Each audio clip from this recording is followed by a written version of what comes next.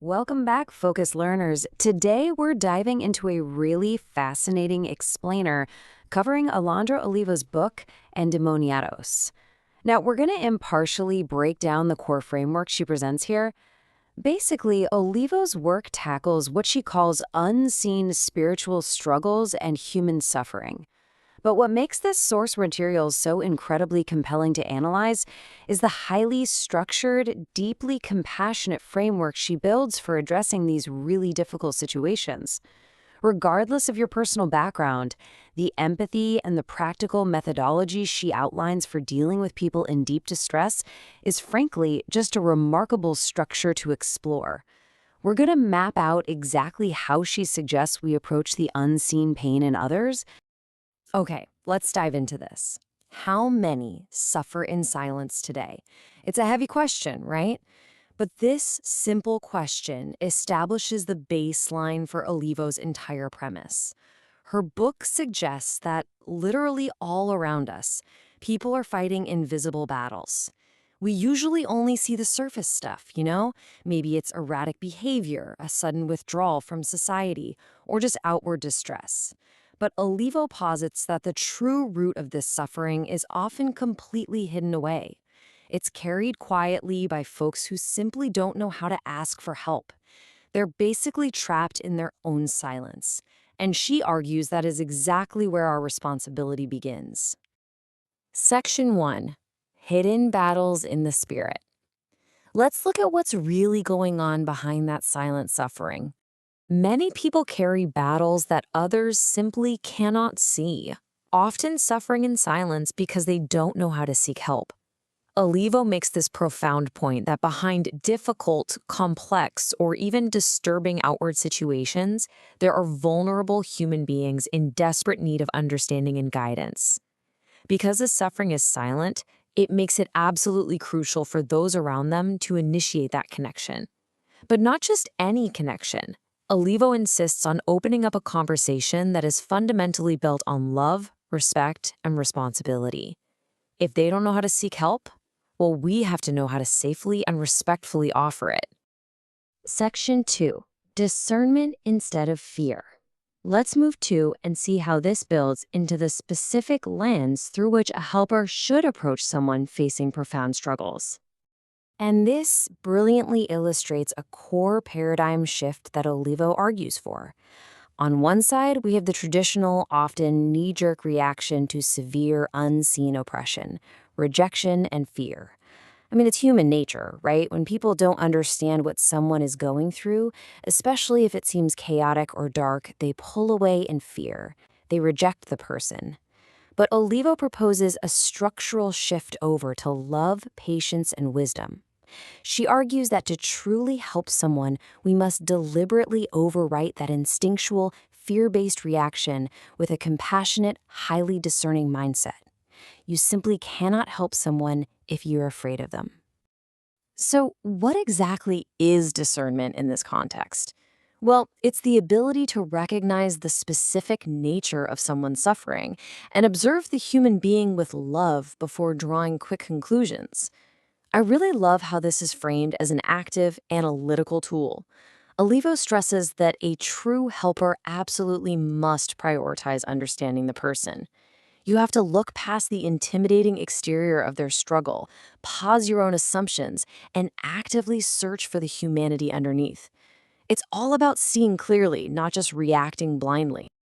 Section 3. Identifying the true need.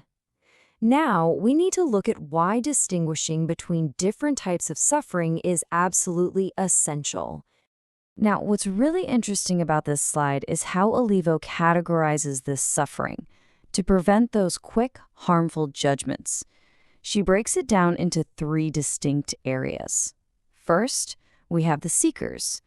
These are individuals who, according to her framework, require specific spiritual deliverance and spiritual answers. Second, we have the wounded. These are people dealing primarily with profound emotional problems, internal injuries that need psychological or emotional support. And third, the sick, folks facing actual physical illnesses. Olivo details these categories to clearly illustrate a huge point. If you treat an emotional wound like a spiritual one, or a physical illness like an emotional one, you aren't really helping. You're just guessing. You've got to accurately identify the specific need to provide the right kind of care. Let's quickly summarize the key takeaways for anyone stepping into the role of a helper. Number 1, not all struggles are the same. Number 2, avoid making quick judgments. Number 3, always differentiate the situation. Really do the work to find out what you're actually looking at. And number 4, which is basically the anchor for the whole shebang, maintain compassion at all times. This is absolutely vital. Regardless of whether the root cause is a spiritual burden, a deep emotional trauma, or a physical ailment, compassion must remain the constant baseline of your interaction. The method of help changes, sure, but the empathy, that doesn't. Section 4, the path to restoration. This brings us right to the actionable part of the book, focusing on the ultimate goal, the active restoration of the suffering individual. Olivo outlines a very specific progression of help, broken down into these 3 sequential steps. Step 1 is understanding. That means doing the hard work of discernment and identifying the true need, just like we covered. Step 2, within her specific spiritual framework, is prayer, seeking higher guidance and bringing spiritual support to the situation.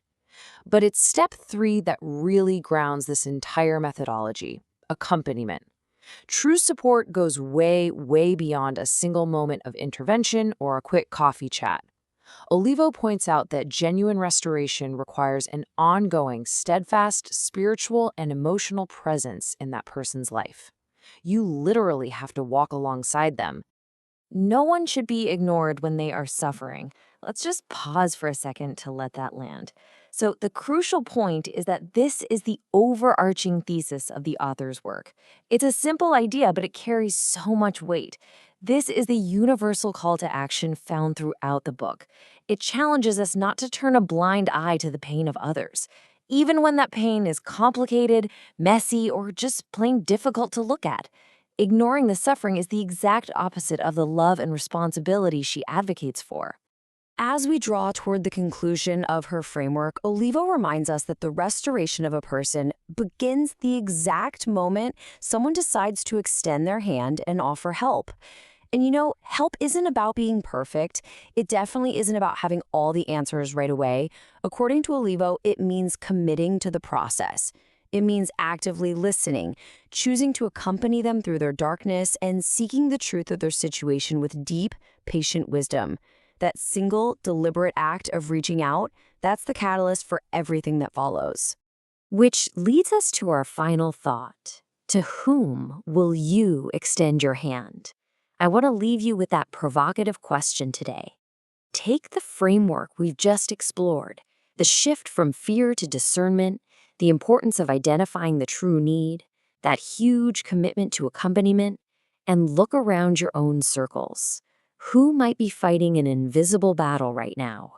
Who is suffering in silence, just waiting for someone to offer a compassionate hand?